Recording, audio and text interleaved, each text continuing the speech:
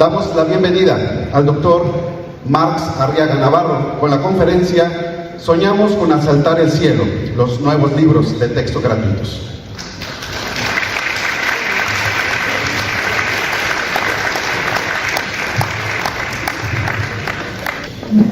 En realidad vengo muy nervioso. Ustedes saben que Aguascalientes es un estado complicado para los libros de texto gratuitos.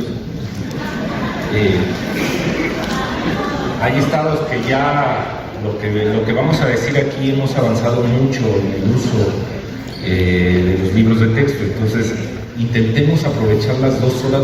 Hay como un pendiente regresar, porque en 2 horas no vamos a poder agotar el tema sobre los libros de texto y su implementación. Tengo que irme muy atrás. Tendré que hablar del plan de estudio al voto por Morena. También había algunos que mencionaban que los libros promovían una conducta satánica. Ya tienen los libros en sus manos y tampoco existe eso. Hablaban de que se había perdido las matemáticas. Las matemáticas están ahí. De hecho, si comparan los contenidos que se veían en el programa 2018 de matemáticas y los que están en la nueva escuela mexicana, simplemente programa sintético con los programas anteriores, observarán que estos contenidos se mantienen, no hay una pérdida de esas asignaturas. Y sobre la cuestión de la hipersexualidad, pues también era una exageración. No hay una hipersexualidad. Lo que sí tenemos son libros de textos diseñados por miles de maestros en todo el país.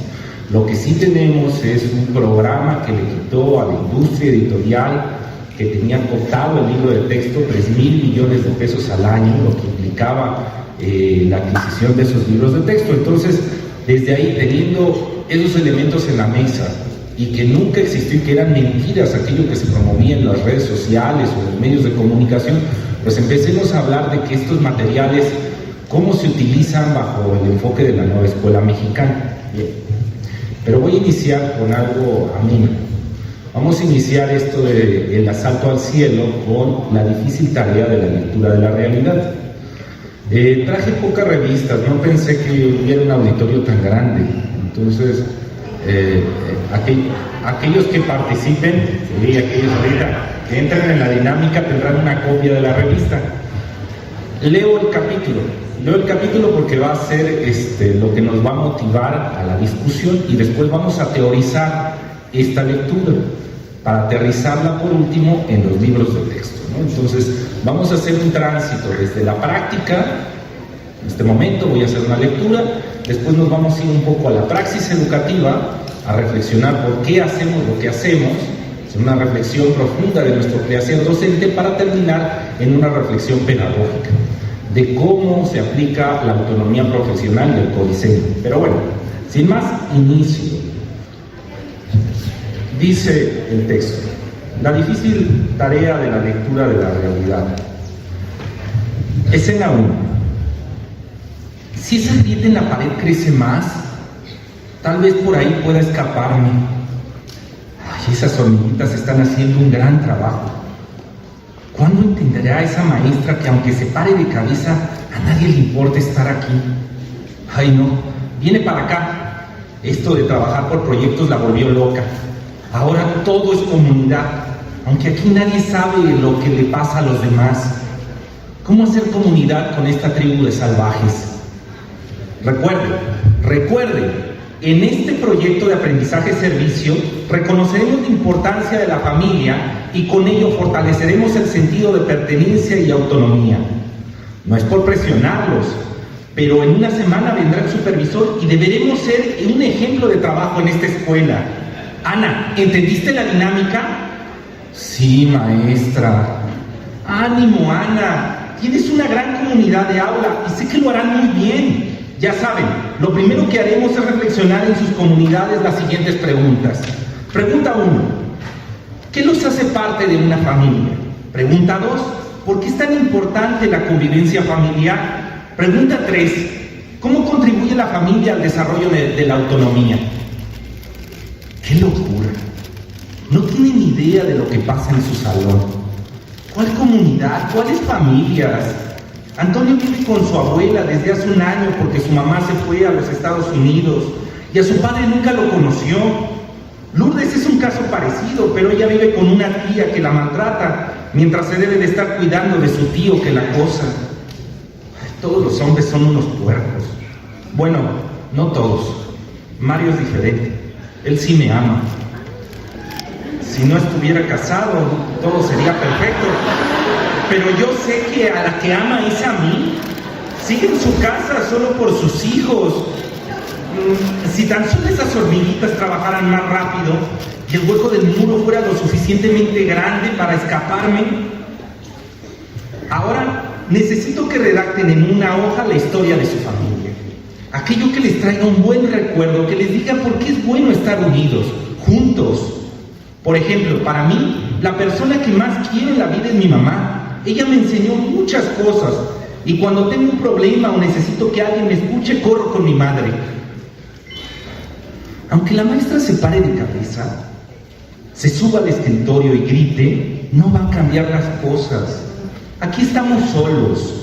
Mi madre está más preocupada porque mi padre ya no le engañe con sus amiguitas de trabajo y que no le pegue cuando llega borracho el fin de semana.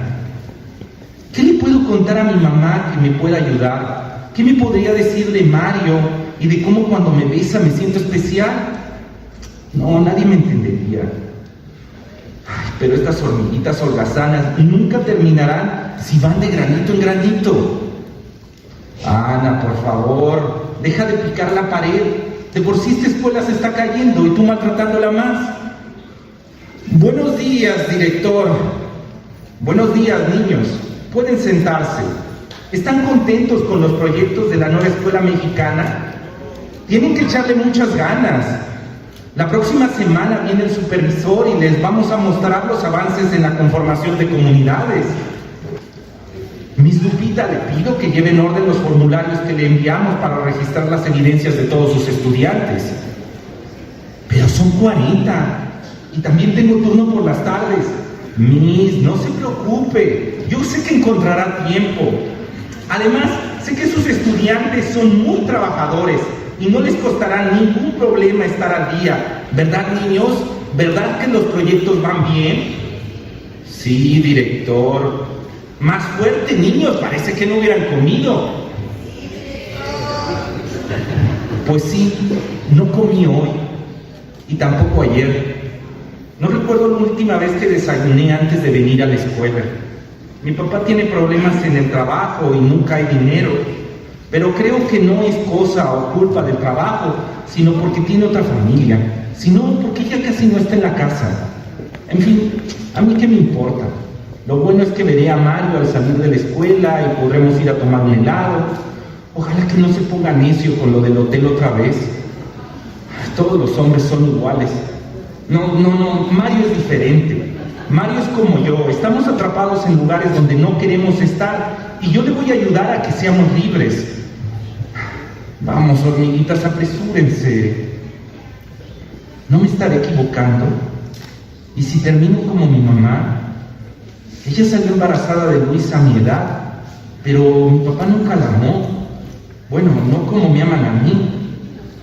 Ay, cuánto extraño a mi abuelita. Ella sí me escuchaba, sí tenía tiempo para mí. Creo que mi papá se comportaba más cuando estaba ella. Le dolió mucho verla enferma, ver que casi no podía respirar y que en el hospital no le daban nada para aliviarla. Fue una gran mujer. Yo voy a ser como ella. Pero antes debo de irme de aquí. Ahora necesito que cada uno copie la tabla de la página 265 en su libreta y que la completen con los integrantes que tienen en sus casas. Como ven, en una columna van a poner el nombre y en otra las tareas que realizan. ¿De todos, Miss? Sí, de todos, Luis. Pobre Luis. Necesita tanto que lo tomen en cuenta. ¿Pero a quién se le ocurrió poner en el mismo equipo a Luis con Diego? Todos sabemos que Diego es un abusivo. No va a parar hasta que haya una tragedia. El otro día Luis estaba medio oído y todos decían que se quería morir. No sé por qué goza viéndolo sufrir. ¿Qué sentirán los hombres por ver sufrir a los demás? Mi papá le dice a mi hermano mayor, que por cierto también se llama Luis, que debe ser valiente, que en este mundo todos son sus enemigos. Al parecer, los exitosos son aquellos que vencen sobre los débiles. Cuando llora mi madre, se me rompe el corazón. Aunque no se preocupa mucho por mí, no debería de sufrir tanto. Me da asco ver que después de los golpes, ella le pide perdón por haberlo hecho enojar y le hace hasta de desayunar. Mejor él desayuna que nosotros. Lo que sigue es que en sus comunidades de aula intercambien los cuadros y dialoguen sobre los tipos de familia que tienen. Venga Luis, rápido, pásale tu cuadro a Diego. Ahí va todo otra vez. Ojalá pronto venga Mario por mí, me lleve por un helado, me cuente sus cosas del trabajo. Ojalá pronto estas hormigas terminen el agujero y me pueda escapar de aquí. ¡Uy! Sonó la campana. Corramos, Mario me espera. Escena 2. Aquí vamos otra vez. Puedo ser una gran maestra. Odio que todos crean que estoy aquí porque sigo los pasos de mi madre y que ella a mi edad ya había organizado a todos los del pueblo para instalar la escuela. Según ellos, fue casi una heroína cuando se enfrentó al municipio porque no quería donar el espacio. Ay, no, por favor, ahí viene el director. Me meteré antes al salón para que no me vea. Espero que se entretenga con Joaquín, que es su maestro preferido. Buenos días. Buenos días. Buenos días. ¿Por qué siempre es tan difícil empezar las clases? No quiero gritar, pero nadie me hace caso. Bueno, solo Luis me hace caso, pero no sé qué tiene. Antes me miraba distinto, hoy parece que tiene miedo. Tendré que gritar, si no, nunca me van a hacer caso. Buenos días. Sigamos con nuestros proyectos. Recuerden, en este proyecto de aprendizaje-servicio reconoceremos la importancia de la familia y con ello fortaleceremos el sentido de pertenencia y autonomía. No es por presionarlos, pero en una semana vendrá el supervisor y debemos ser todo un ejemplo de trabajo en esta escuela. Ana, ¿entendiste la dinámica? Ay, esta niña siempre picando el hoyo en la pared, con esa mirada perdida, contando hormigas. Las generaciones de hoy no han sufrido como nosotros. Todo se les ha dado fácil. No tuvieron que aguantar tantas necesidades. En mi casa éramos 10. Mi papá se fue de la casa cuando era una niña y nunca más volvimos a saber de él. Mi madre nos crió con su salario de maestra rural y aún así se las arreglaba para ayudar a más niños. Por ejemplo, a la casa llegaron mis primos de Guerrero y los de Michoacán, todos con hambre y con ganas de estudiar. Pero ahora, ¿de qué sufren? Si todo lo tienen. Tienen casa, sus padres les dan hasta celulares y aún así no quieren estudiar. En fin, a pesar de todo, los tengo que convencer. ¿Por qué nadie en la familia cree que soy maestra? Aseguran que heredé el puesto de mi madre o que mi madre me acomodó y eso no fue así. Estudié mucho, me esforcé para lograr este puesto y se los voy a demostrar. Ahora necesito que redacten en una hoja la historia de su familia. Aquello que les traiga un buen recuerdo, que les diga por qué es bueno estar unidos, juntos. Por ejemplo, para mí la persona que más quiero en la vida es mi mamá. Ella me enseñó muchas cosas y cuando tengo un problema o necesito que alguien me escuche, corro con mi madre. Ahora sí los cautivé. Utilicé la técnica que aprendí en el último curso que me pagué con aquel maestro colombiano tan famoso. Fueron los 3,000 pesos mejor invertidos. Él aseguró que debo mostrarme firme y expresar las cosas de manera vivencial. Ojalá mi madre me escuchara. Cada que le pregunto algo de la escuela me regaña y dice que así no van las cosas, que deberíamos defender la escuela como en sus años, que las casas de los estudiantes, que el normalismo rural. Creo que ya confunde todo porque cuenta no sé qué tanta cosa, que la FEXUM y los estudiantes que apoyaron en la instalación de esta escuela. Al parecer en aquella época la sociedad apoyaba mucho a la educación. Hoy los padres quisieran pegarnos cuando sus hijos salen mal en algún examen. Buenos días, director. Ay, llegó el que faltaba. El que tanto me odia. Tal vez debía aceptarle la salida a esa fiestecita y las cosas serían diferentes. Pero me cae tan gordo. Se siente muy importante porque usa traje. Si supieran. Jugaba con mis hermanos juntando gusarapos en los charcos de los baldíos en la vecindad. Ay, pero si siento su mirada cuando me ve la espalda, cree que no me doy cuenta, pero es un degenerado. Todos los hombres son iguales. Está casado y le gusta andar coqueteando con cuanta maestra y alumna se deja. Por suerte ya se ve viejo y las alumnas ni lo pelan, pero a las nuevas maestras no les queda de otra. Todos son iguales. Bueno, menos Enrique. No, también Enrique fue igual que todos. Me dijo que nos íbamos a casar, que esperáramos a tener una casa. Cuando le dieron el crédito, terminó conmigo para irse con aquella babosa de la normal. Todos son iguales y el director también es un... Miss, no se preocupe, yo sé que encontrará tiempo. Además, sé que sus estudiantes son muy trabajadores y no les costará ningún problema estar al día. ¿Verdad, niños? ¿Verdad que los proyectos van bien? Sí, director. Ay, odio que me diga Miss. ¿No se supone que en la nueva escuela mexicana se rompen con los estereotipos? Si yo fuera la directora, me las pagaría todas. Me las pagarían todos. Lo que sigue es que en sus comunidades de aula intercambien los cuadros y dialoguen sobre los tipos de familia que tienen. Venga, Luis, rápido, pásale tu cuadro a Diego.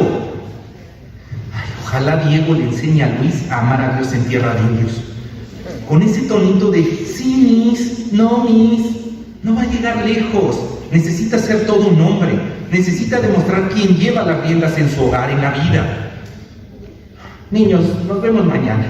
No olviden hablar con sus tutores sobre los cuadros que deben llenar. Anda, ¿por qué tanta prisa?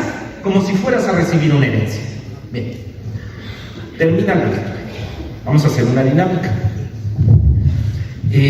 Voy a hacer algunas preguntas para iniciar la discusión con ustedes. Las preguntas vienen en la misma revista, si las voy a leer. Pregunta número 1, y empezamos a discutir o a compartir entre todos nosotros lo que puedan decir de estas preguntas. Pregunta 1. ¿Por qué la realidad escapa a los ojos de estos personajes? ¿Por qué la realidad escapa a los ojos de estos personajes? ¿Cómo construir comunidad si no se reconocen las condiciones de los diferentes? ¿Cómo construir comunidad si no se reconocen las condiciones de los diferentes? 3. Leer la realidad, ¿para qué? ¿Para contemplarla? ¿Para cuestionarla? ¿O para transformarla? Y último, ¿dónde está la realidad? ¿Dónde está la realidad? ¿Quién quiere participar? Compañero. Ahí, ayúdenme con esa.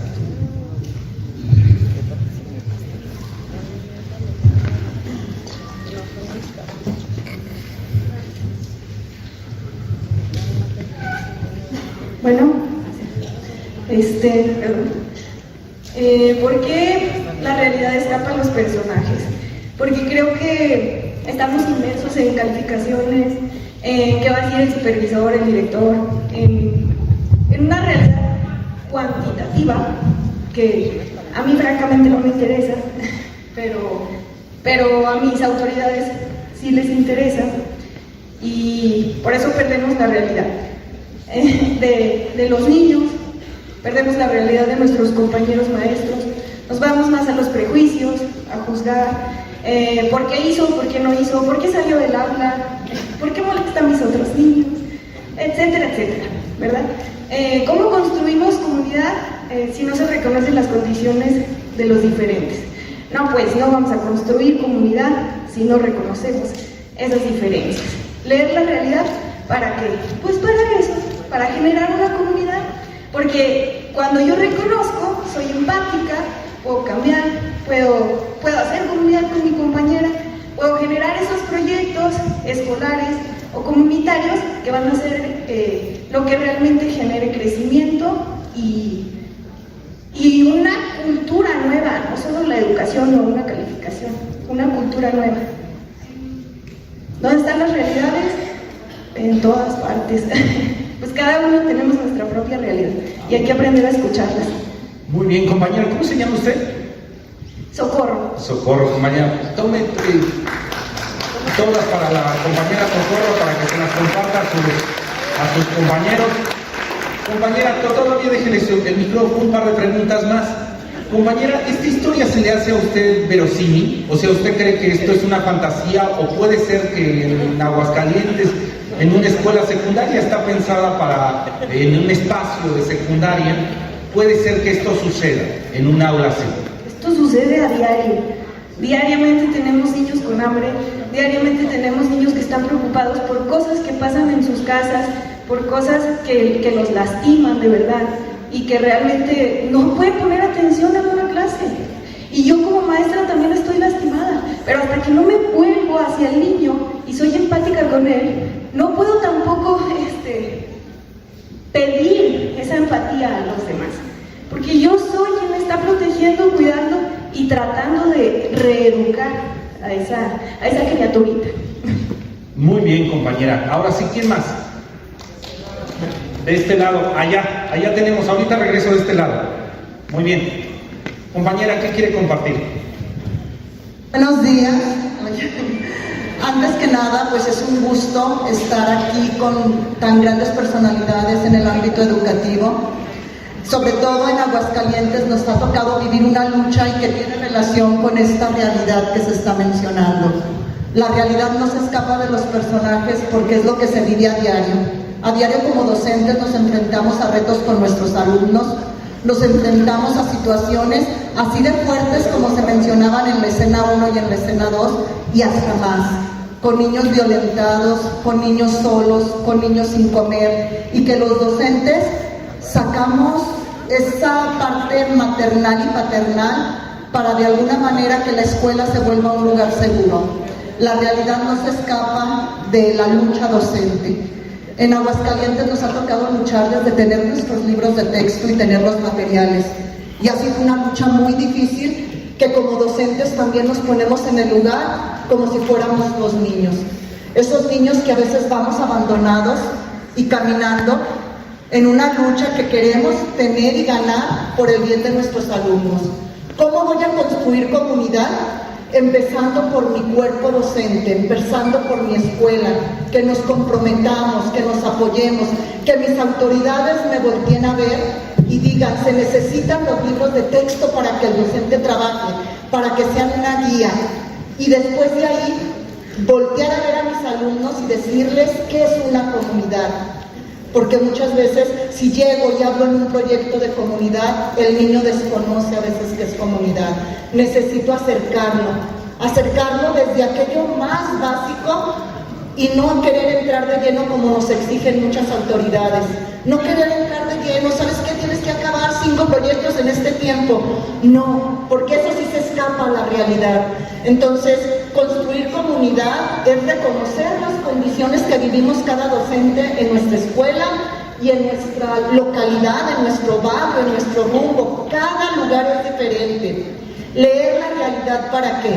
La realidad docente para tener herramientas cognitivas, didácticas, pedagógicas que nos ayuden a facilitar a los niños todo el aprendizaje, para contemplar, cuestionar o transformar. Para transformar, de eso se trata estos libros de texto, transformar conciencias. A lo mejor a muchos no les voy a poder cambiar la vida, pero sí les voy a dejar esa semillita de que se pueda luchar por el cuidado del cuerpo, por el cuidado de la persona, por el cuidarme entre mis compañeros. De un proyecto se pueden sacar tantas cosas que realmente van a ayudar a transformar. Pero a veces los docentes nos perdemos en las presiones, que llega, ahí mencionaba en la escena 2, llega el director o llega alguien y nos traen cosas que a veces se malentienden. Y mi temor en este momento es que no nos vaya a pasar lo que pasó en la reforma del 93, donde muchos malentendieron el constructivismo y se perdió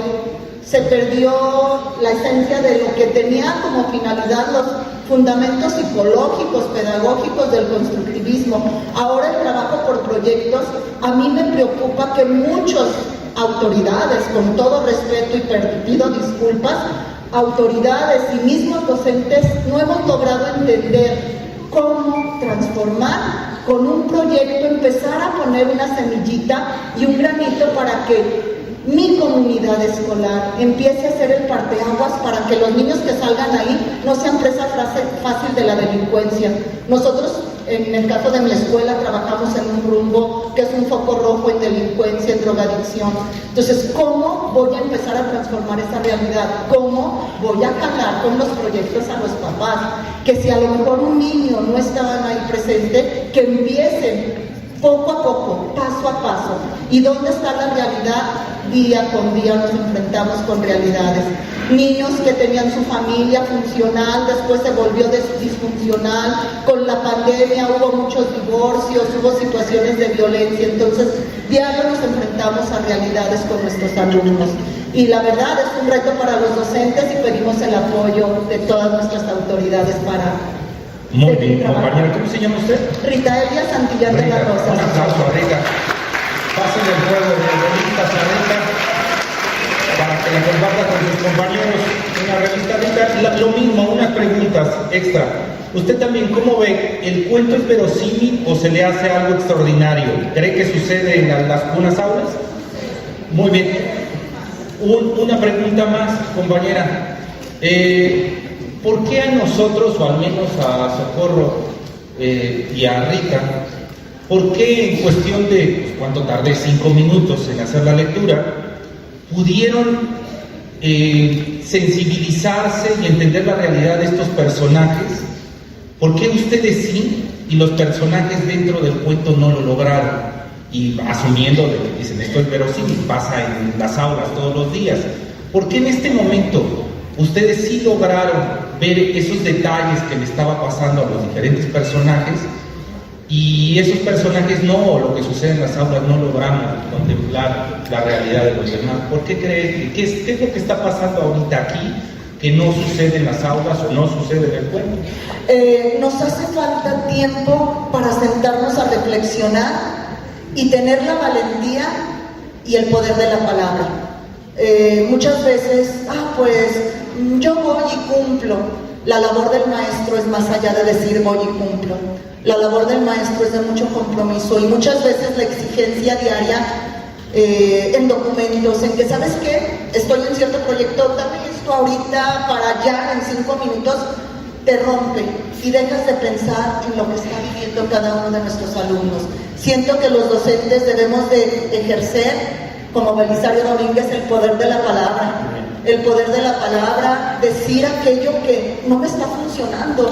Estoy perdida en los proyectos, pero saberlo decir y saber expresar, pedir ayuda con aquellos expertos y con aquellos que dominan. ¿Saben qué? Tengo la intención de transformar mi realidad, pero en la escuela, las prisas, siento que el factor tiempo.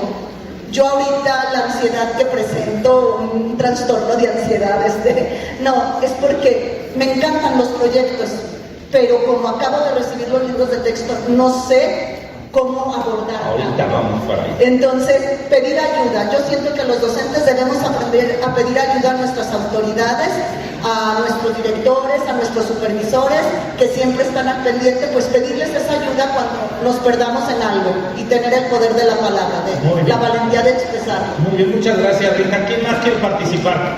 Ahí hay micrófono allá, y ya los están viendo, compañeros. Dice la compañera que es el tiempo, aunque creo que debe de haber algo más, porque mucho tiempo aquí no llevamos. Algo debió haber más, que sí logramos nosotros sensibilizarnos y ver la realidad de los personajes, y ellos no lo lograron, o a veces nosotros mismos en el salón no lo logramos, o nuestros compañeros. Compañera. Buenos días. Bueno, yo creo que lo que nos está así como entorpeciendo el trabajo es que ya estamos muy mecanizados personalmente a hacer la planeación paso por paso, seguirla. Si ya no me sale, híjole, ya no.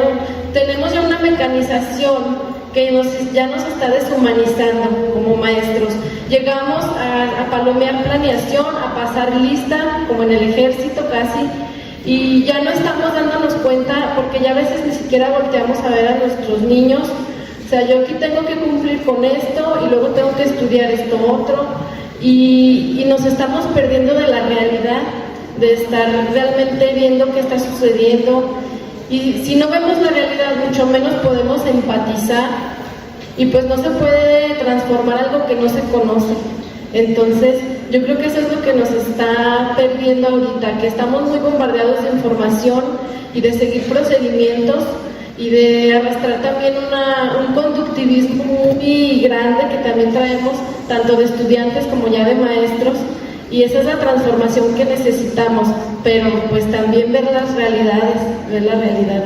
Muy bien, compañera, ¿cómo se llama usted? Verónica. Un juego de revistas a la compañera Verónica. Sigo con estas mismas preguntas, porque tengo dudas ahí, Verónica. Todavía déjenle el micrófono una pregunta más a Verónica. El micrófono un poquito más a la compañera. Ya no me escuchó Armando. Compañera, parecida a la pregunta, lo que estoy buscando es eso. ¿Qué está pasando aquí ahora que logramos con la lectura contemplar la realidad de estos personajes, sensibilizarnos, humanizarnos frente a ellos, y no sucedió en el cuento con el resto de personajes entre sí, ni tampoco en las aulas? Y voy un paso más allá. Imaginemos que ahorita esto fuera un cuento. Alguien está narrando y dice que en un salón en Aguascalientes se juntan, no sé, 300 personas, no sé cuántos sabremos, y están ahí reunidos. No podrá ser que de repente le ponen nombre a este personaje y dicen que es Jesús, y Jesús está diciendo, ay, yo me quiero ir, ¿por qué estoy aquí? Y aquí este otro que dice, y tal, y no pudiera suceder que en este momento, aquí, nosotros sensibilizados frente a estos personajes, pero ante el que tenemos a un lado, tal vez está en esta misma situación de conflicto que esos personajes, y nosotros no hemos logrado tomar conciencia de qué carga, qué es lo que está cargando el personaje de al lado. Es pregunta, ¿eso podrá estar sucediendo en este momento, en este salón, o no? Después de la lectura estamos tan sensibilizados que alcanzo a apreciar la realidad de todos y ver qué es lo que está pasando allá y allá y allá. Sí, precisamente eso es lo que sucede, que estamos ensimismados en nuestro propio mundo, en nuestro propio contexto familiar, social, personal, y eso a veces sí nos impide darnos cuenta de ver qué hay más allá, como dicen, de ver la imagen completa. A veces nos enfocamos solo en ciertos puntos. Es lo que también pasaba, me imagino, con la sociedad, sobre todo aquí en Aguascalientes, pues no se permitían los libros porque no nos estamos dando cuenta que ya la sociedad cambió, el entorno cambió, todo cambió ya, y sí se necesitaba reformar el material. Sí sucede esto aquí también entre maestros, entre aquí los compañeros, que ahorita simplemente estamos cada quien en nuestra realidad y no vemos más allá, no vemos qué sucede, no nos estamos dando cuenta realmente de lo que venimos. O sea, por ejemplo, yo por estar pensando en mis cosas, a lo mejor no me llevo el aprendizaje que debería llevarme de esta experiencia, y me imagino que los que estamos aquí somos privilegiados de estar aquí, de entre tantos que somos. Sí sucede. Muy bien, sigo con la misma pregunta. Voy hacia allá, que está muy animoso el compañero. Le dan un juego de revistas a la compañera para que la comparta con sus seres queridos, con sus compañeros. Buenos días. Sí. Bueno, es que quería expresar la respuesta que me vino a mí a su pregunta. Yo considero que en el cuento o en la historia que nos contó, identificamos claramente las realidades porque escuchamos sus pensamientos. Cosa que ahorita, a pesar que estoy hablando de mi compañero, no sé si él ya se quiere ir o si está preocupado porque no dejó el chivo en la casa. Pero es importante que esto es, no tenemos esa habilidad de escuchar las mentes de nuestros alumnos, de nuestros directores o de nuestros padres de familia, pero sí podemos crear un ambiente de confianza, libre de riesgos, libre de violencia, donde permita que nuestros alumnos se abran y conocerlos un poco mejor, para ahora sí conocer su realidad. Porque muchas veces, a pesar de que estamos de 8 a 1 con nuestros alumnos, en el caso de primaria, vemos la realidad que ellos quieren transmitir. El niño o los niños de la historia a lo mejor les da vergüenza decir que su papá le pega, o que su papá no está con su mamá, y nos va a inventar otro recuento. Y cuando yo leo los textos que me comparten, estoy creando realidades alternas o diferentes a la real. Por eso es importante crear ese ambiente de confianza donde ellos puedan expresarse libremente, sin riesgos. Muy bien, compañero, ¿cómo se llama usted? Un René. aplauso. René. Quiero revistas también. Sí, un doble juego de revistas a David. Tiene toda la razón, David. Tiene toda la razón lo que sucede. René. Perdón. René. Tiene toda la razón, René. Lo que veíamos en el cuento, escuchábamos en la lectura, era el pensamiento de los personajes. Por eso fue tan fácil hacer la lectura de la realidad. Pero si yo le pregunto en este momento a René, con la pregunta extra, así a voz alta, sin el micrófono, René, ¿cómo te sientes hoy? Muy bien, hasta ahí. Muy bien, René. ¿Vieron? ¿Estará bien, René? ¿Quién sabe? Porque como dice René, no hemos generado la confianza y tenemos mecanismos de defensa todos nosotros, tenemos máscaras. La sociedad nos enseña a llevar roles sociales y esos roles implican ciertas acciones, ciertos prejuicios que hay sobre nosotros. Yo no, en el sentido común, en las buenas maneras, en las buenas costumbres, si alguien me pregunta ¿cómo estás? Pues es de buenos modales, pues decir estoy bien. No le voy a cargar al otro que no me conoce con todos los problemas que traigo en casa, tal vez debo la renta, tal vez esto, aquello, pero no se lo voy a decir porque no confía en él y además porque es de malos modales entrar en una relación de primer momento y vaciar todos los problemas que yo tengo. Entonces ese es el problema que hay con la lectura de las realidades, que todos nosotros tenemos máscaras. Los estudiantes tienen máscaras, los directivos tienen máscaras, la sociedad tiene máscaras y que no escuchamos lo que están pensando. Así que vamos interpretando, haciendo lecturas de la realidad, imaginando que lo que estamos leyendo está bien, en el caso de querer leerlo, de tener ganas de reconocer al otro. En otros, vamos en la vida cegados, tan solo enfocados en nuestra realidad, en nuestras necesidades, sin importar lo que sucede a nuestro alrededor. Pero sí hay algunas maneras para hacer lecturas de la realidad. Voy a hacer otra pequeña dinámica. ¿Dónde está el micrófono? ¿Quién ya tiene? En esa línea. Vamos a ver los prejuicios y los arquetipos que hay en esta. Así, de 6 personas. Se van a ir pasando el micrófono. La pregunta es sencilla, compañera. Vamos a hacer lecturas de la realidad. Ya asumimos de manera muy rápida, es difícil, porque como no sabemos qué están pensando y hay prejuicios, hay máscaras según nuestros roles sociales y cuando uno pregunta, pues uno a veces contesta con el rol del maestro, o con el rol del estudiante, el rol de la madre, el rol de la mamá, el rol de la vecina. Dependiendo con quién, en qué círculo estoy, le voy colocando diferentes máscaras. Pero en esas respuestas hay algo que nos da indicios de la verdad o de lo que en realidad está pensando el sujeto. Entonces vamos a intentar hacer esas lecturas con una cuestión muy trivial. La pregunta es esta. Compañera, ¿cuándo fue la última vez que fue de vacaciones y dónde fue? De vacaciones. Ay, no recuerdo. El año pasado fui a Puerto Vallarta. ¿Puerto Vallarta más o menos qué mes? En agosto. En agosto. Sí. Le pudiera hacer igual que a René la pregunta. Sí. Estamos acelerando el paso, ¿no? Para ver cómo se encuentra usted. Y me va a decir ella que está bien. Y le puedo decir, oiga, y usted es clase media, clase baja, está en una situación de pobreza. Está... Y los buenos modales, según su rol social, me va a contestar. Pobresor, perdón. Pobresor, sí, como todo.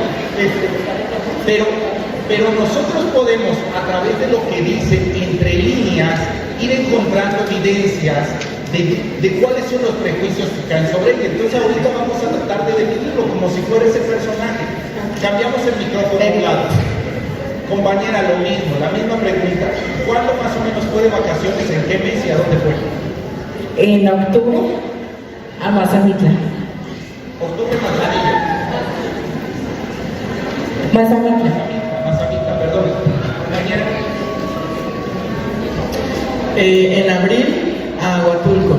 Huatulco. Muy bien. Compañera. En noviembre a Puerto Escondido.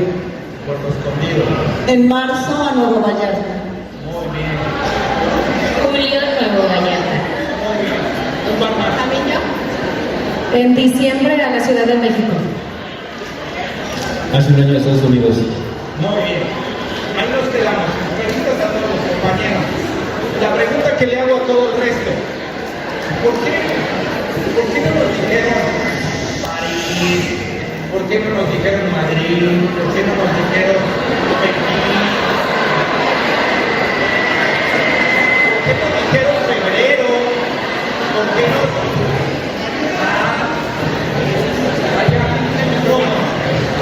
¿Por qué, compañeros, sin que te lo digan? Igual no los conoces porque son de otro sector. Ajá. Pero, ¿tú qué crees? ¿Por qué no dijeron Madrid, Oslo? ¿Por qué no dijeron Pekín? ¿Por qué no dijeron Roma? ¿Por qué no dijeron febrero? ¿Por qué no dijeron marzo? Bueno, abril, marzo puede ser por Semana Santa. ¿Por qué? ¿Qué crees? ¿Cuál crees que sea la respuesta? Pudiera ser por humildad o porque la economía no permite que tengamos esos viajes. ¿Te imaginas que si en lugar de que ahora estuviéramos con las bases magisteriales de Aguascalientes, las bases magisteriales de básica, estuviéramos con las bases magisteriales de superior, con escuelas privadas incluido, ¿tú crees que hubieran contestado lo mismo? Sí. ¿Sí? ¿También crees que los profesores tiempo completo de la universidad tal? Ellos no. No, claro. Entonces, en sus respuestas, aunque ellos se puedan poner la máscara, tú puedes encontrar indicios de la realidad que están viviendo. Eso Bourdieu lo llama, que son los hábitos.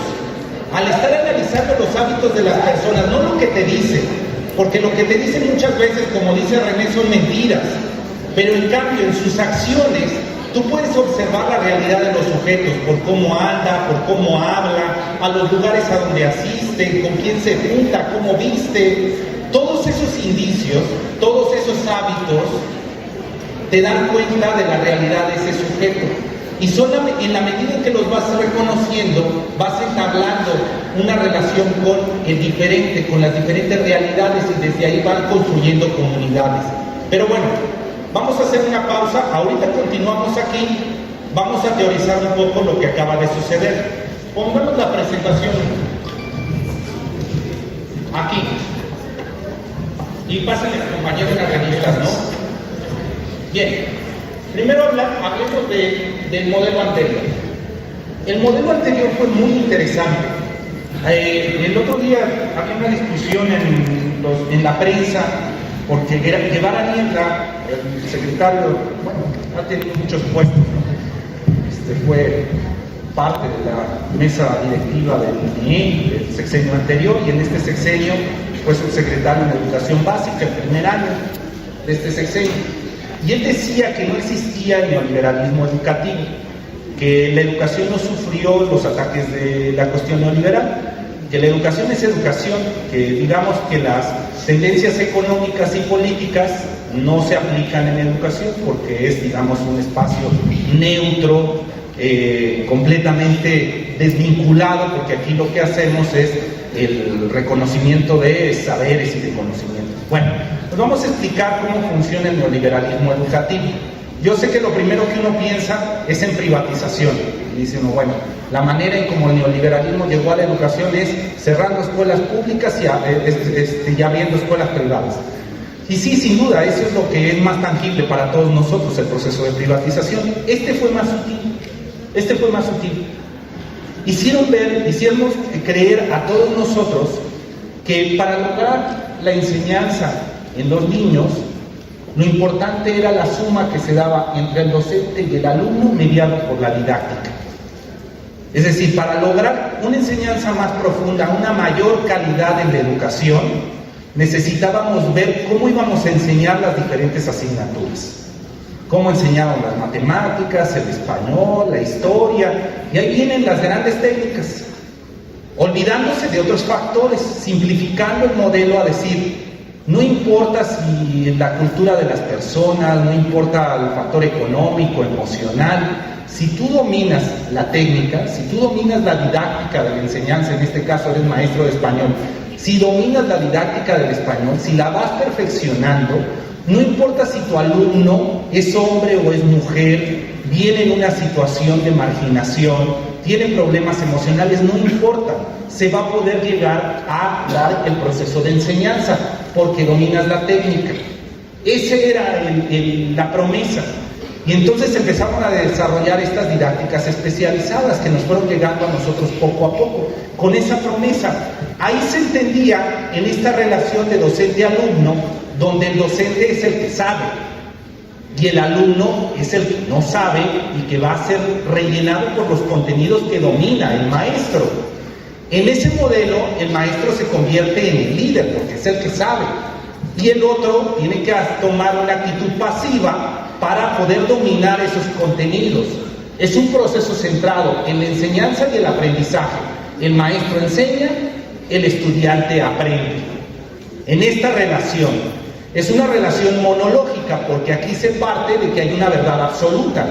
Una verdad absoluta que tiene el maestro como líder en la medida en que domina la didáctica para enseñar ese contenido y el alumno tiene que asumir que lo que está diciendo el maestro es verdad.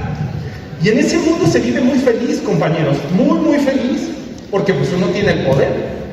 Entonces yo soy el que sé, yo soy la máxima autoridad en el salón, y entonces el otro no puede por qué cuestionar lo que le estoy diciendo. Se lo estoy diciendo, tiene que actuar de buena fe creyendo que estoy haciendo lo mejor por él. Ese es el modelo anterior, el modelo tradicional. La nueva escuela mexicana implica otra circunstancia, que es, sigamos adelante, esta, en donde no se trata de un proceso de enseñanza, sino se centra en un proceso de formación, entendiendo que no hay alguien que enseña y otro que aprende, sino que los dos enseñan y aprenden. No es un maestro que está como líder y un alumno, un estudiante que está de manera pasiva asumiendo los contenidos, sino que ambos tienen cosas que aprender y cosas que enseñar.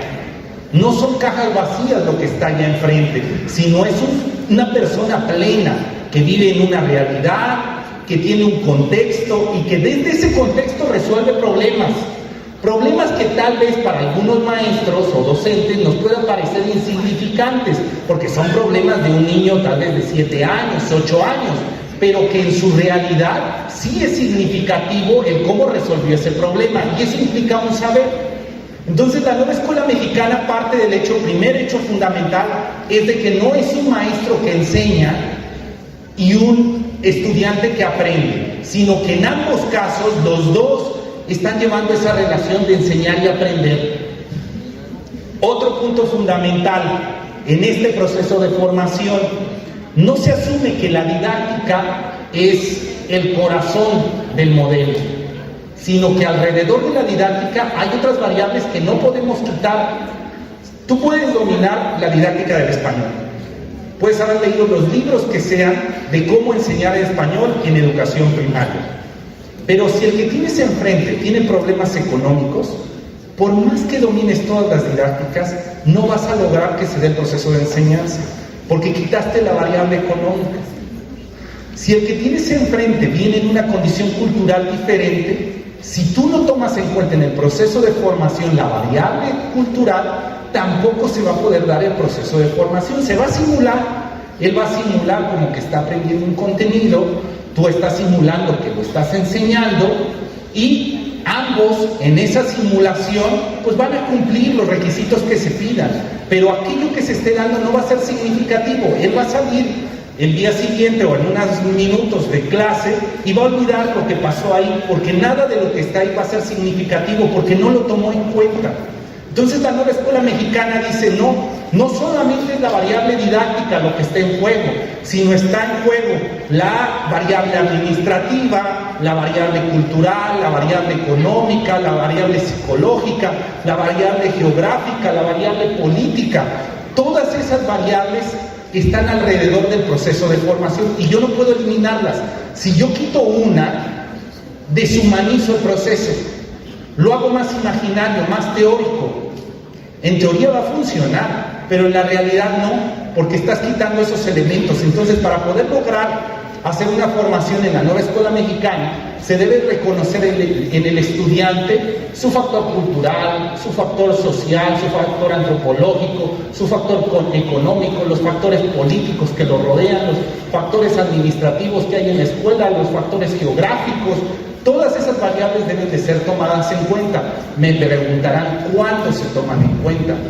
Bueno, en el momento en que están haciendo su programa sintético. Ahorita iremos para allá. Entonces, en ese paso del programa analítico al programa sintético, no solamente es colmar de contenidos, porque yo creo que son necesarios en mi contexto, sino esos contenidos y los cómo toman en cuenta estas variables. Ahorita lo vamos a ir explicando con calma. Ya me pasaron un apuntador. Vamos a ver. Sí, hay. Bueno. Entonces, en este caso, a diferencia del modelo anterior, que recordamos un poquito el modelo, no, creo que no. Si no, ahí me ayudas, Noé. Aarón.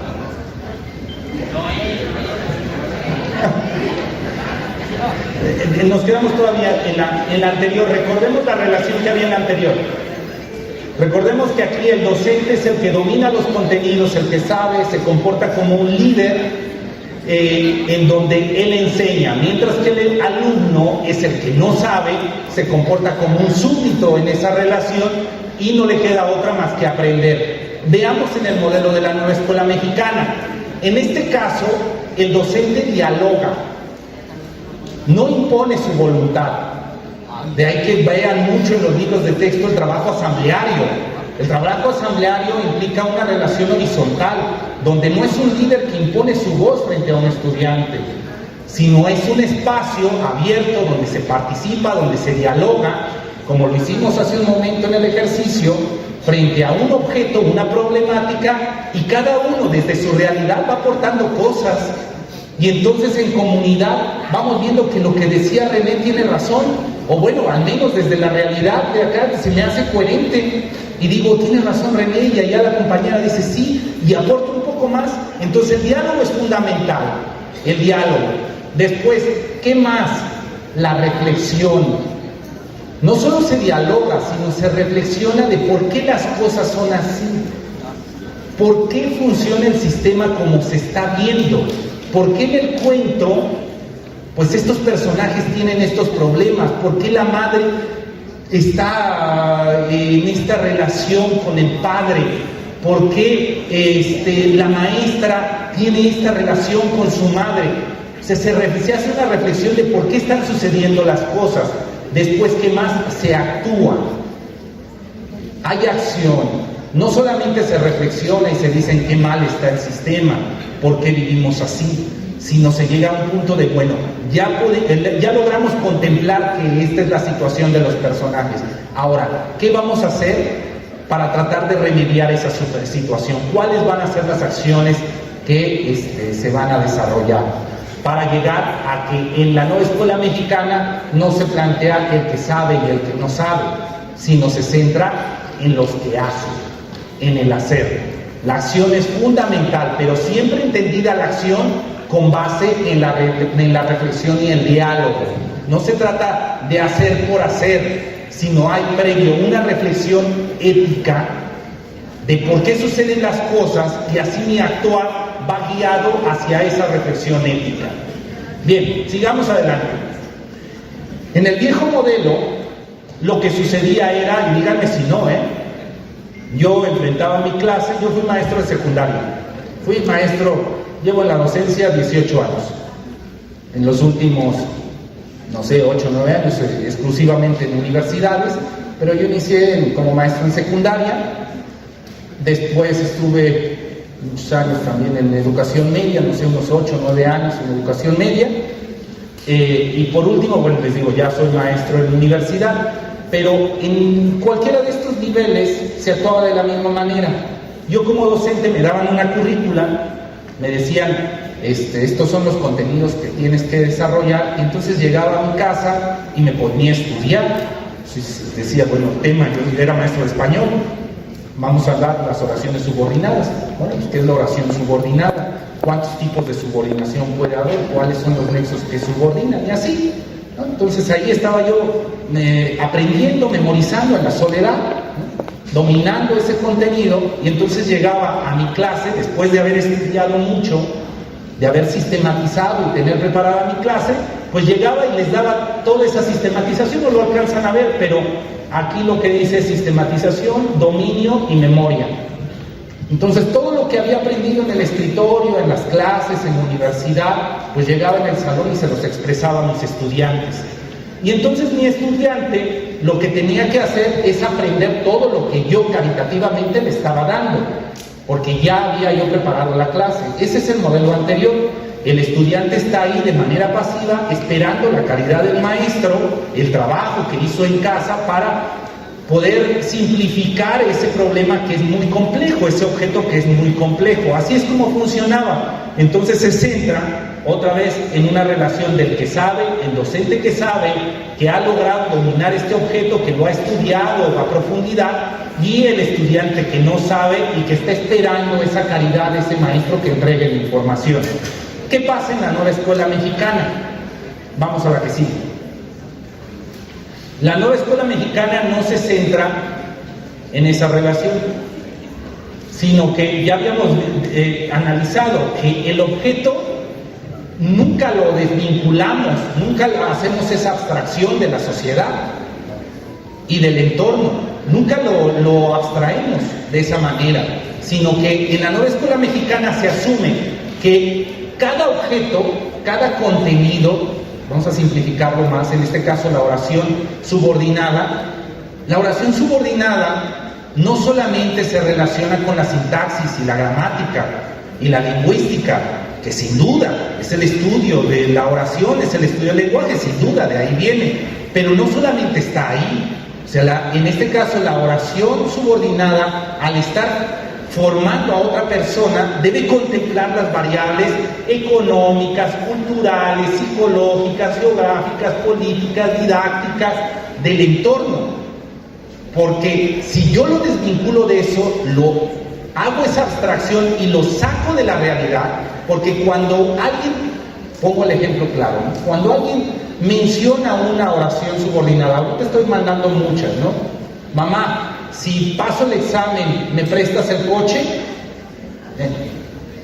Eso puedo analizarlo gramaticalmente y decir, sí, es una oración subordinada, el nexo subordinante es esto, el segmento oracional subordinado es este es el segmento principal, y hago el análisis. Pero todos nosotros sabemos que en la oración, mamá, si paso el examen, ¿me prestas el coche? Hay más allá, la persona que lo hizo no estaba pensando en gramática, ni estaba pensando en sintaxis, ella estaba pensando en cultura, en su cultura, está pensando en cuestiones psicológicas, emocionales que le están sucediendo, está pensando en economía, porque si tuviera su propio coche, pues ¿qué le pedía a la mamá? El suyo, qué sé yo. Están pasando un montón de cosas alrededor del concepto oración subordinada que si yo lo saco de aquí, si yo no tomo en cuenta esas variables, no es significativo para el estudiante. ¿Por qué es significativo en la medida? Va a ser significativo para el estudiante en la medida en que después de aplicar la oración subordinada tuvo las llaves y se pudo ir a dar la vuelta con el coche.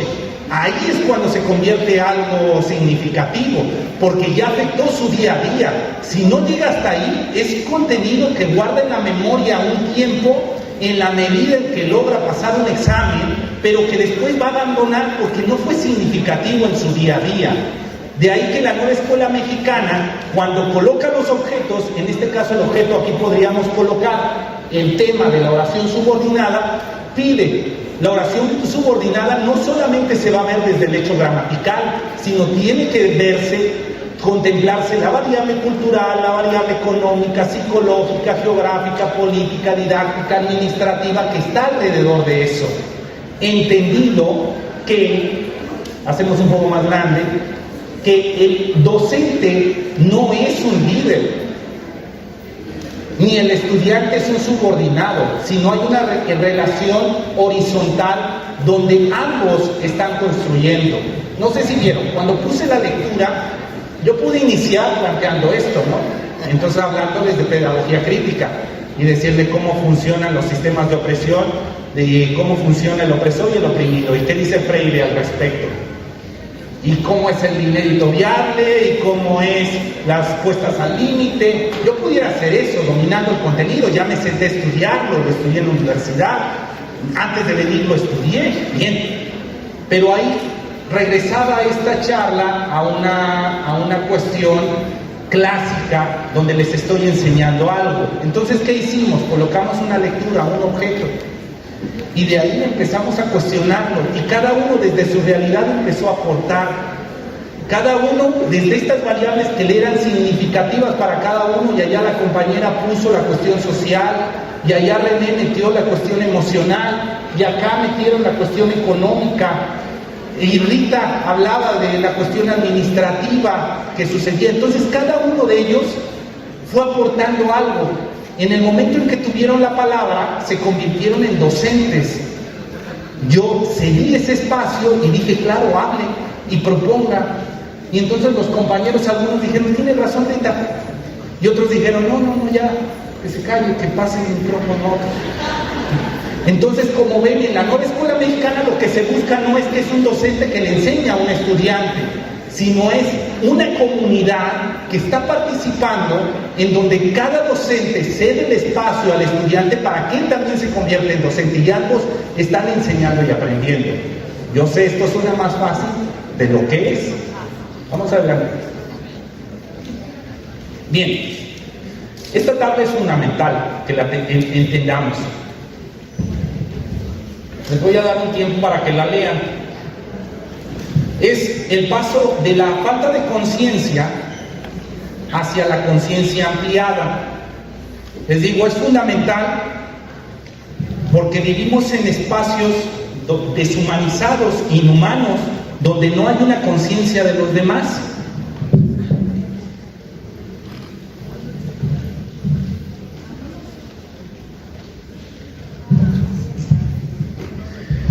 La diferencia que hay entre los hombres y entre los animales y nosotros son muchas, ¿no? Pero hablemoslo desde la pedagogía crítica.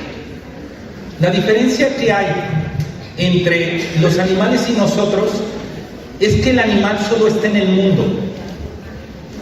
Es un actor más en ese mundo, es un objeto más. Mientras que el hombre no solamente es un actor, sino constantemente está transformándolo. Esa es la gran diferencia. El hombre transforma su realidad porque la contempla. Y aquello que está bien lo mantiene, pero aquello que le desagrada lo transforma. Pero para eso el sujeto debe de tomar conciencia. Si él no tiene conciencia y no adquiere, digamos, un gusto para poder identificar lo que le gusta y lo que no le gusta, entonces pues no va a poder transformar nada. Todo va a decir que está bien. Por eso en esa primera etapa es una etapa donde el sujeto es un sujeto inhumano, casi bestial, casi animal. En ese sujeto inhumano, él solo forma parte del mundo. Es un objeto más, es como una silla, es un árbol, es una ardilla. No transforma su realidad porque no toma conciencia de ella. Le preguntas y dice, no, pues todo está bien. No, todo está bien. ¿Hay algún problema en esta sociedad? No, todo está bien. No observa injusticias, no ve que hay errores en el mundo, o sea, él vive. Pongo un caso, les digo, mi clave está en Ciudad Juárez, yo soy maestro de la Universidad Autónoma de Ciudad Juárez, y ahí es común, por la cuestión de la maquila, que el ciudadano juarense se para todos los días a las 6 de la mañana, sale a la maquila, regresa a las 6, 7 de la noche a cenar en casa, a dormir, y el otro día vuelve a hacer lo mismo y vuelve a hacer lo mismo, en una cuestión mecánica, donde poco a poco, con el paso de los meses, se va deshumanizando y ya no ve en el camino las injusticias que hay, ya no ve los problemas sociales, ya no ve nada, ya tan solo está cumpliendo con el horario en el que se ha metido. Ese sujeto ha perdido su conciencia. Entonces él ya no reconoce, él tan solo vive, tan solo se deja llevar por el mecanismo social. ¿Qué hay en él? Total apatía. Total apatía. Cuando a un sujeto de la maquila se le pregunta, oye, es que no estás viendo los problemas que hay en cuestión del agua. Pues sí, pero esto es así.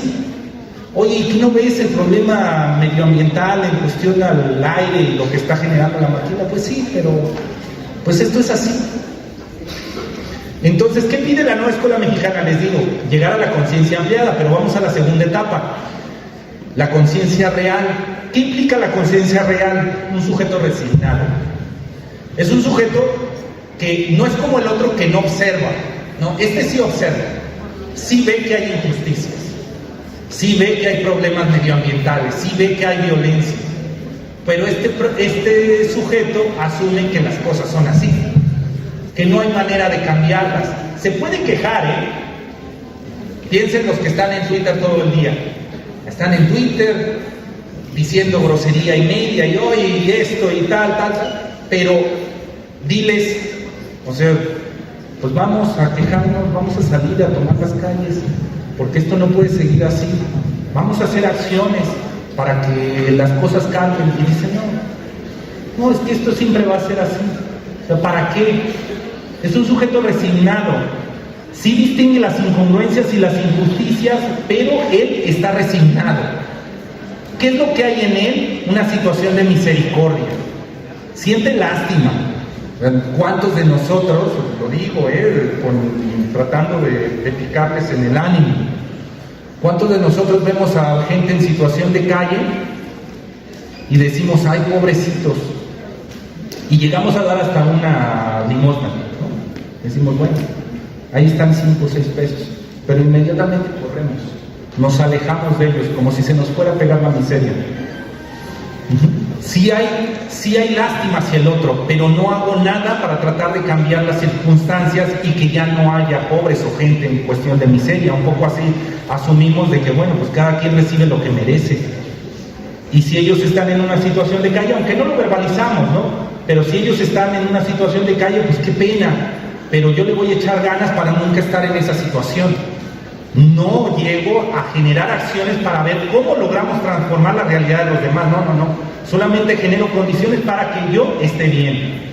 De ahí llegamos al último elemento, que es la conciencia ampliada, es la persona crítica. Eso es la nueva escuela mexicana, lo que se busca. ¿Qué es? Que la persona reflexione, sin duda, que reconozca cuáles son las injusticias y las incongruencias que hay en el sistema, pero que no se quede ahí.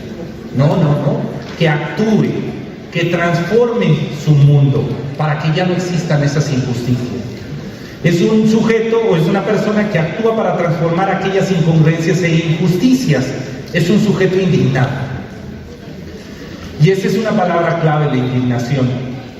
Si ustedes en los proyectos que están desarrollando, en estas lecturas de las realidades de lo que sucede en su entorno, solo sienten lástima de sus estudiantes, están en una conciencia real.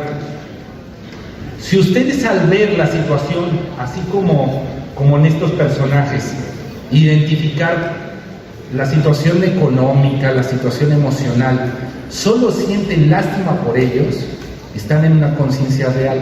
La nueva escuela mexicana no solo pide misericordia, sino pide indignación. Que tú ante esa situación te indignes. Y esa indignación lo que va a generar es que los proyectos que desarrollen, las acciones que desarrollen, van a estar centradas en cambiar la realidad de esos sujetos. Bueno, sigamos. Esta va a estar difícil porque se ve muy pequeñita, pero el compañero me va a ayudar. Nos estamos acercando de la cuestión de la praxis a la cuestión pedagógica. Vamos a ver 2 escenarios de lo que sucedió en la lectura. Vamos a teorizarlo hacia los programas analíticos. Van a ser 2 escenarios. Uno centrado en la caridad y en la condescendencia, y otro centrado en las compartencias, en la nueva escuela mexicana. Ambas salidas son buenas, solo implican grados de pedagogía crítica más avanzados o no. En el primer grado, lo que hicimos aquí, Al hacer la lectura, pues, colocamos un objeto de estudio, que fue la realidad que están viviendo las personas. Y desde ahí, analizando esa realidad, la colocamos en el centro de nuestra comunidad. En el diálogo empezamos a platicar y Rita dijo esto, René dijo aquello, tal. Y empezamos a construir a través del diálogo, lanzando preguntas, problematizando cosas. Bien, empezamos a hacer eso. Ahora vamos a teorizarlo, vean lo que sucedió. Primero, el sujeto, ¿sí?, tenía una falta de conciencia. Lo habíamos platicado. Ahorita en este momento no sabemos lo que le pasa a los demás. Y nosotros asumimos que sí hay salones en secundaria donde pasa eso, como en el cuento, y que no nos damos cuenta. Entonces primero partimos de una falta de conciencia. ¿Qué hicimos? Investigamos y analizamos la realidad. Empezamos a colocarla en el centro y a preguntar sobre ella. ¿Qué siguió de ahí? Distinguimos las incongruencias y las injusticias que hay en ese mundo. Dijimos, ¿por qué tienen que ser los hombres de esta manera? ¿Por qué deben de ser los directivos de esta otra? ¿Por qué los estudiantes funcionan así? ¿Por qué sus tutores funcionan de esta otra? Entonces empezamos a analizar cuáles son los prejuicios que encontramos en la sociedad.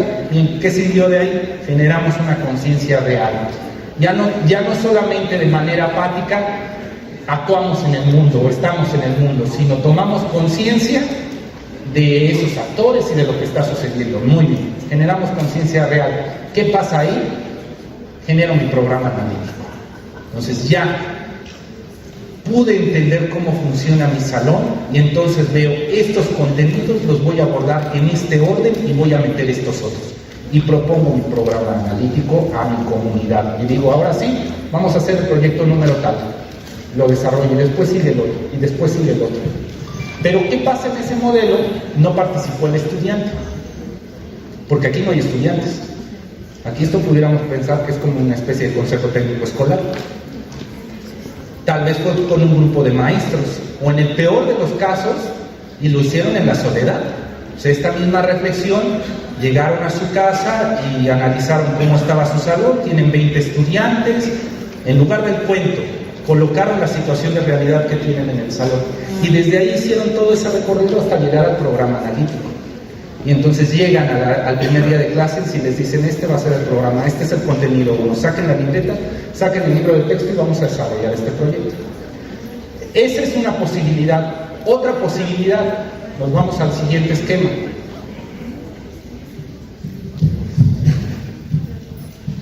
Igual, un sujeto que le faltaba conciencia, empieza a hacer su investigación, su análisis de la realidad, distingue las incongruencias e injusticias de su mundo, genera una conciencia real, o sea, ya tomo conciencia de lo que pasa en mi salón de clases, pero no me quedo ahí, no genero el programa analítico, sino presento a mi comunidad, al salón, narrativas que describen lo que está sucediendo, así como lo hicimos.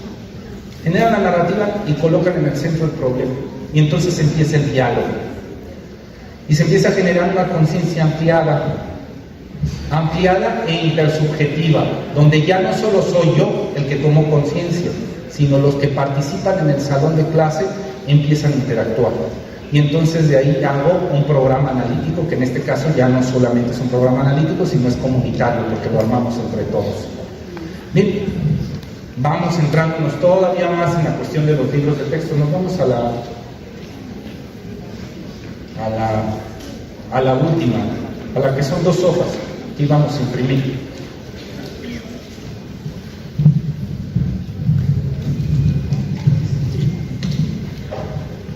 Esa.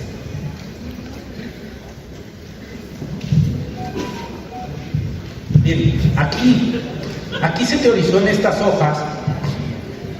Nos vamos a centrar en lo rojo. Bueno, primero hacemos la definición de lectura de la realidad. Estas hojas van a venir en los libros de texto de la segunda generación, es decir, llegan en agosto. Este par de hojas va a estar en cada uno de los libros del proyecto. ¿Por qué se diseñaron estas 2 hojas? Porque después del recorrido en todo el país, muchos maestros nos decían, sí, pero ¿cómo uso mis libros de texto? ¿En qué momento los voy a usar? Entonces sistematizó y se teorizó y se generaron estas 2 hojas, ahora lo explico. Fundamental la lectura de la realidad, lo que hemos estado discutiendo aquí. para aspirar a la formación de un sujeto histórico, social, con una conciencia crítica, y hablamos de la conciencia crítica, con esta conciencia ampliada, el primer paso es desarrollar la capacidad humana volitiva que le permita leer la realidad. Y así, número 1, reconocer las desigualdades, los estereotipos y los prejuicios que frenan el desarrollo de las personas. Número 2, fomentar una mirada crítica transformadora. Número 3, dejar de promover proyectos planeados y estructurados que silencien o marginen a los estudiantes o que se presenten como finalizados y listos para ponerse en práctica. Número 4, identificar en el territorio, como investigación de campo, las problemáticas sociales tales como la explotación, la discriminación, el racismo, la opresión u otras formas de violencia o estereotipos. Número 5, dar sentido a los proyectos desde el territorio de cada uno de nosotros y de cada uno de nuestros estudiantes. Y número 6, indignarse por lo que separa a nuestras comunidades y buscar el bienestar común. Pero ahora vamos a la parte roja, que esa es la trayectoria. ¿Qué es lo primero que sucedería? Pues lo primero, partimos de esta cuestión clásica, ¿no? Tradicional. Lo primero que vamos a hacer es leer y analizar y apropiarnos del plan de estudios, los programas sintéticos y los libros de texto. Es decir, estoy en mi escritorio, en mi casa, estudiando la literatura. Ese es el primer paso. Algunos se van a quedar ahí, pienso mucho en las normales, en la pedagógica. Ellos al final van a leerlo esto y van a hacer clases de lo que es la nueva escuela mexicana, y el estudiante allá, el normalista, pues se va a sentar a escuchar al especialista en la nueva escuela mexicana, que se leyó todos los documentos, que le va a sistematizar en unas cuantas horas aquellos documentos, y el otro va a tomar notas. Entonces algunos se van a quedar ahí, pero nosotros no.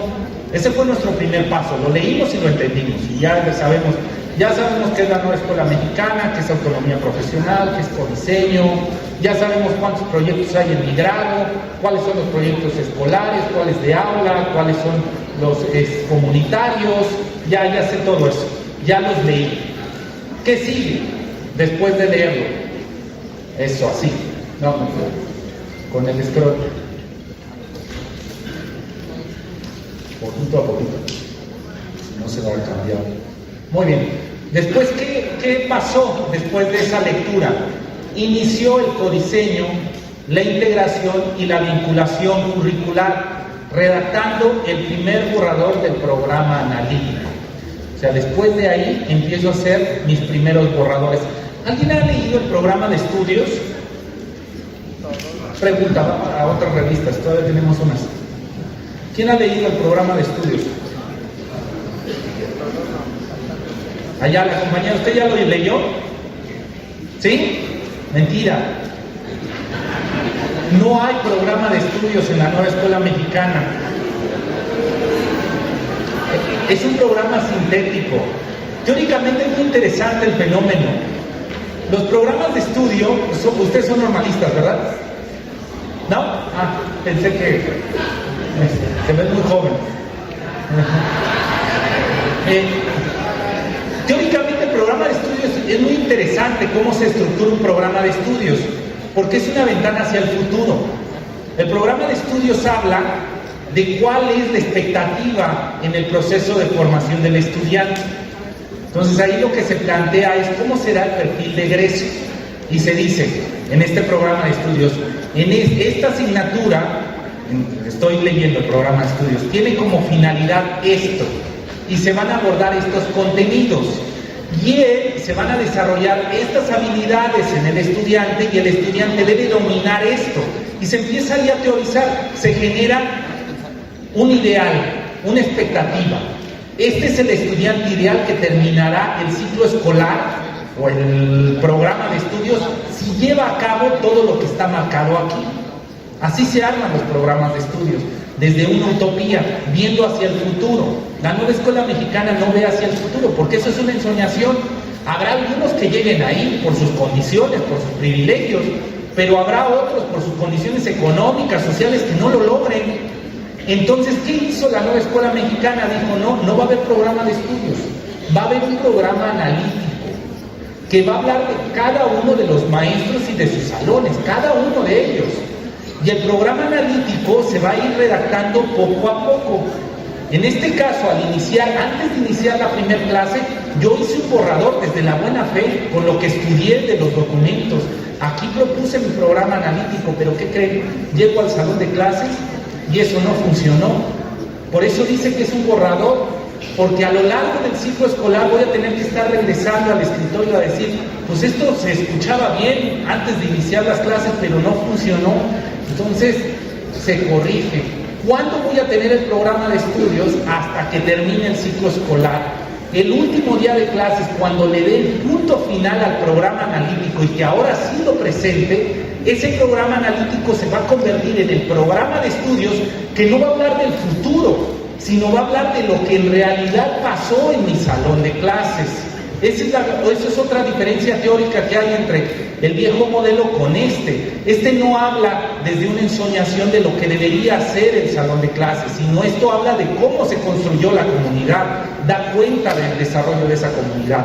Nos vamos a la que sigue. Entonces, en la segunda etapa, genero un borrador del programa analítico con mi investigación, con lo que he investigado de la realidad de mis sujetos y con lo que domino del plan y los programas sintéticos. Bien, hice mi borrador. ¿Qué sigue? Pues voy y selecciono los proyectos del libro de texto que se van a desarrollar de acuerdo a aquel borrador. Entonces dije, ya hice mi programa analítico y si voy a tomar primero estos contenidos y estos PDAs, pues estos encajan con estos proyectos de estos libros. Entonces yo decido que va a ser este proyecto acá. El de la página de la 25 a la 32. Ese va a ser el primer proyecto que voy a tomar. Si notaron en los libros de texto, los libros no vienen seriados. No dice, primero vas a hacer el libro 1, proyectos de aula, y después el libro 2, proyectos escolares, y después el libro 3, proyectos comunitarios. No hay libro 1, 2 y 3, ni tampoco hay proyecto 1, 2, 3, 4. ¿Cuál va a ser el proyecto que tú decidas? ¿Va a ser el primero? No lo sé. ¿Cuántos proyectos vas a desarrollar en el ciclo escolar? Tampoco lo sé. Los proyectos los vas a desarrollar exactamente como están en el libro de texto, no lo sé, porque eso es autonomía profesional. Cada uno de ustedes, haciendo la lectura de la realidad de sus comunidades, va a tomar esas decisiones. Algunos dirán, así como está el proyecto en el libro de texto me funciona, por las condiciones económicas, sociales, por cómo lo implementó el maestro, me funciona a la perfección. Pero habrá otros que digan, no, tengo que codiseñar. Así como codiseñé mi programa analítico, también codiseño los proyectos del libro de texto, porque este proyecto no tomó en cuenta esta variable que sí está en mi salón, entonces voy a tener que modificar. Pensemos, teoricemos un poquito. El proyecto, sí, ya me voy a la siguiente etapa. Y ya casi acabo, Imaginemos el proyecto, ¿no? Que se va a hacer, no sé, un filtro de agua. Hay algunos en primaria donde se desarrollan filtros de agua. Muy bien. Y digamos que en esas etapas del filtro de agua, el maestro se da cuenta que en esta comunidad, imaginemos que está en Chapingo, está en Texcoco y tiene a Chapingo ahí a un lado. Y él desde su contexto, desde el reconocimiento de su realidad, colocándole en el centro entre todos, se da cuenta que en su comunidad hay gente que ha desarrollado implementos para la purificación del agua. Lo sabe sus estudiantes, es más, tal vez hasta uno de sus estudiantes dice, es que mi primo que está en Chapingo hicieron un filtro tal. O sea, ese saber existe en su comunidad. Claro, en el proyecto dice, el proyecto número 1 vas a ir a investigar en tu casa, en los libros, en la biblioteca, los conocimientos básicos sobre el agua tal. Y después de esto vas a traer estos insumos para empezar a generar tu filtro de agua. Los van a discutir, pero en ningún momento de lo que venía en el libro de texto venía contemplado que se invitara a gente de la comunidad que compartiera sus experiencias armando filtros de agua.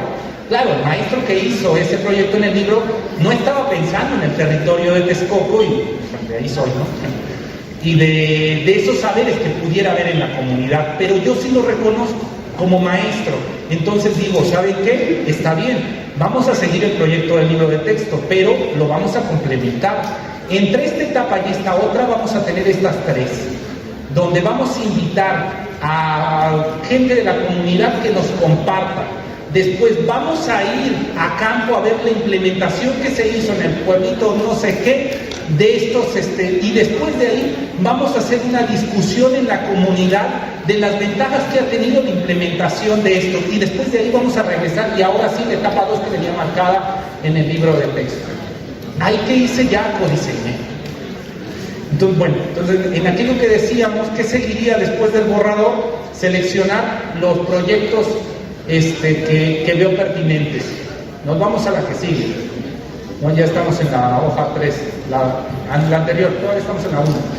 Lo hacemos más chicos si quieres. Eso. Un poquito más. No. Despacio. No.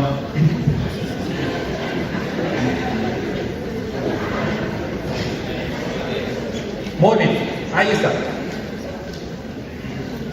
Muy bien, muy bien. ¿Qué seguiría? Integro. No, ahí está. Integro la interacción de las comunidades de aula con los estudiantes de los salones de clase. Recuerden, ya seleccioné los proyectos del libro de texto. En algunos casos ya hasta los codiseñé. Que sigue la implementación. Entonces digo, ahora sí, tengo 20 estudiantes. Vamos a hacer comunidades de 5 personas. Comunidad 1, comunidad 2, comunidad 3. Divido. Empiezo a conformar. ¿Qué sigue? Pues ya el desarrollo de los proyectos. En comunidad se empiezan a tomar acuerdos para la evaluación formativa entre todos. Ya sabemos que vamos a hacer esto, pero ahora, ¿cómo lo vamos a evaluar? ¿Qué es lo que vamos a evaluar?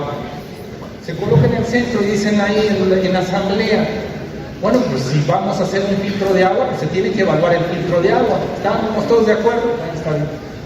¿Cuánto va a valer el filtro de agua? 40%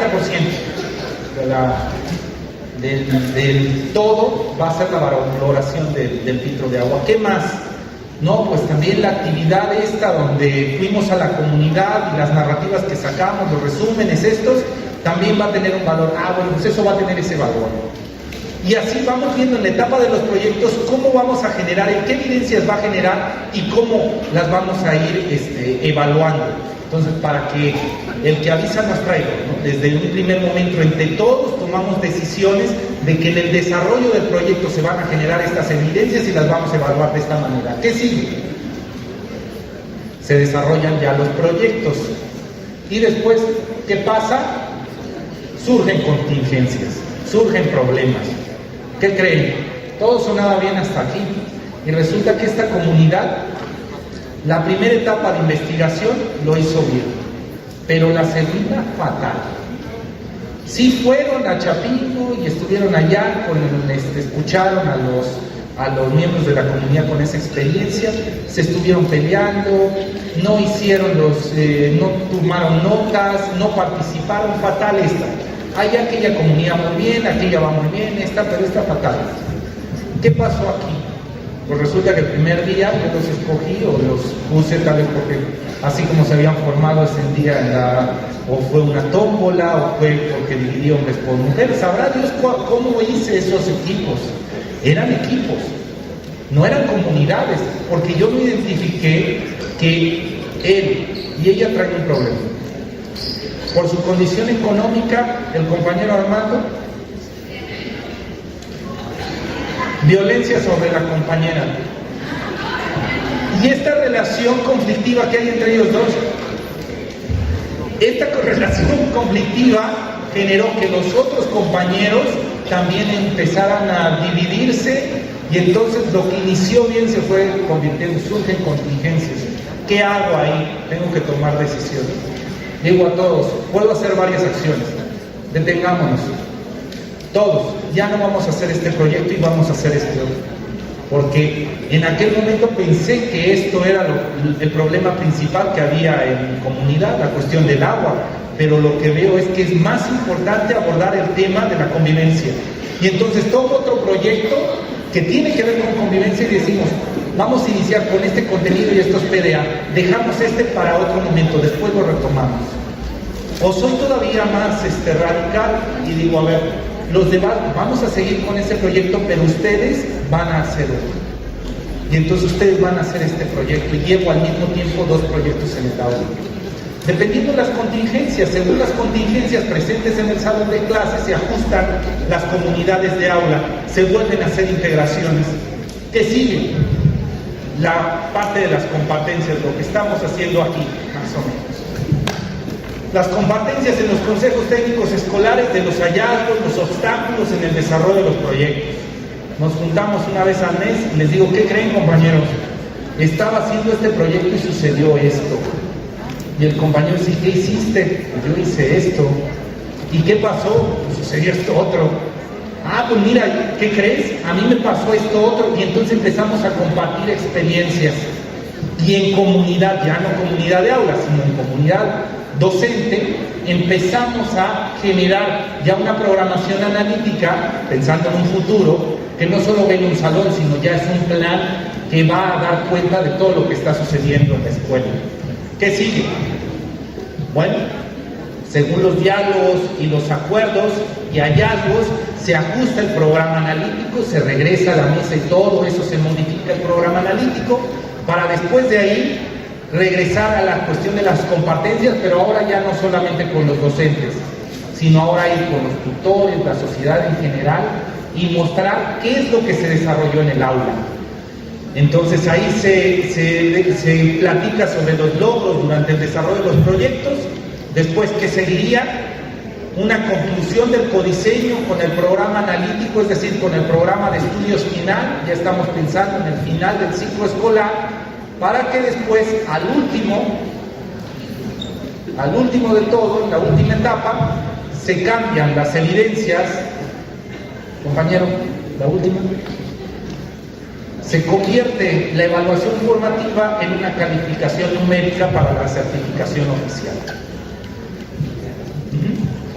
Ahí está el trayecto completo. Ya no me da tiempo, yo sé que ya están cansados, pero otro día continuamos con esta charla, porque como ven, hemos hablado de la programa analítico, de la nueva escuela mexicana, pero todavía nos falta mucho de hablar de los libros de texto, todavía no abrimos ninguno, se necesita aún más, pero ya nos hicimos cuenta de algunas cosas básicas de la nueva escuela mexicana. Yo espero que les haya gustado, si tienen alguna duda, intentaré resolverlas. Muchas gracias.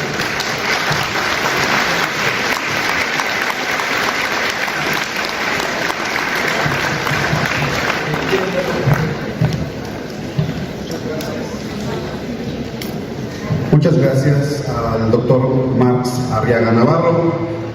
Abrimos el espacio para preguntas y respuestas. Tenemos aquí ya algunas preguntas que nos han hecho llegar por medio de nuestras edecanes y procedemos a la lectura de ellas. La primera, doctor, dice, ¿en qué medida consideras que a través de los proyectos de los libros de texto se pueda aportar a transformar para mejorar nuestra sociedad, desde lo individual, familiar y comunitario? Bien, compañeros, buenísima la pregunta.